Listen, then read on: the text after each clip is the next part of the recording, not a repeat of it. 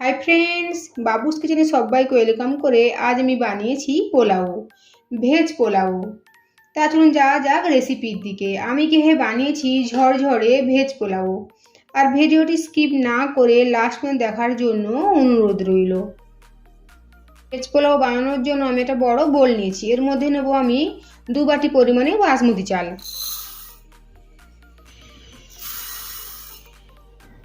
এখন চালটা বার কয়েক জল পাল্টে ভালো করে ধুয়ে নেব। দেখুন চালটা খুব ভালোভাবে ধুয়ে নিয়েছি। তারপরে একটা বড় ছাঁকনির মধ্যে নিয়েছি। চালটাকে আমি ভিজিয়ে রাখবো না, ঠিক এভাবেই 10 মিনিট রেখে দেবো। এখন যাব নেক্সট প্রসেসে। কড়াই গরম করে নিয়েছি, কড়াইয়ের মধ্যে দেবো সাদা তেল। তেলের সাথে দেবো 1/2 চামচ পরিমাণে ঘি,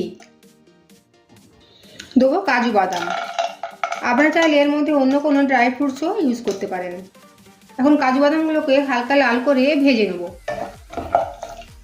কাজু বাদামগুলো তুলে নেব। এখানে আর আলাদা করে তেল বা ঘি কিছু দিচ্ছি না। এখন ফোড়নে দেবো লবঙ্গ, এলাচ, দারচিনি আর তেজপাতা। ফোড়ন ভাজা হয়ে গিয়েছে, এর মধ্যে বিনস, গাজর আর ফুলকপি। গ্যাসের ফ্লেম মিডিয়াম টু হাই রেখে সমস্ত উপকরণ খুব ভালোভাবে মিশিয়ে নিয়েছি। এখন গ্যাসের ফ্লেম মিডিয়ামে রেখে 10 মিনিটের জন্য ভাজা ভাজা করে নেব। 10 মিনিট হয়ে গিয়েছে, দেখুন সবজিগুলো ভাজা ভাজা হয়ে গিয়েছে।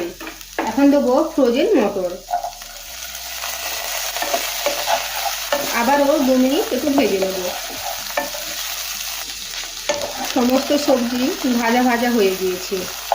এই সময় দেব আগে থেকে ধুয়ে রাখা বাসমতি চাল। চাল সবজির সাথে মিশিয়ে নেব। এই সময় দেব গ্রেট করে নিয়ে আদা।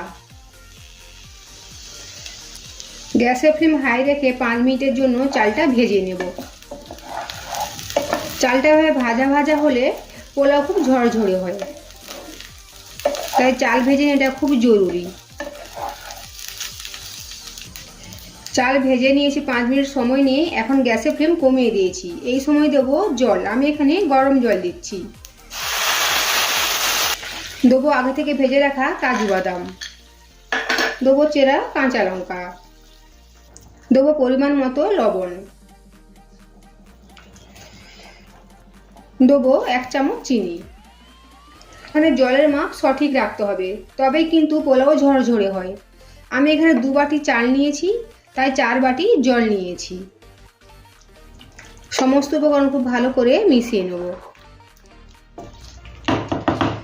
আর গ্যাসের ফ্লেম একদম কমিয়ে রেখে 10 মিনিটের জন্য ঢেকে দেবো। আর লবঙ্গ দিয়ে এই ঢাকনার ফুটোটা বন্ধ করে দেবো। ঢাকাটা সরিয়ে নেব।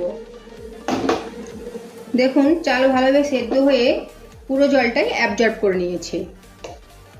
হালকা হাতে একবার ভাতটাকে নেড়ে দেবো।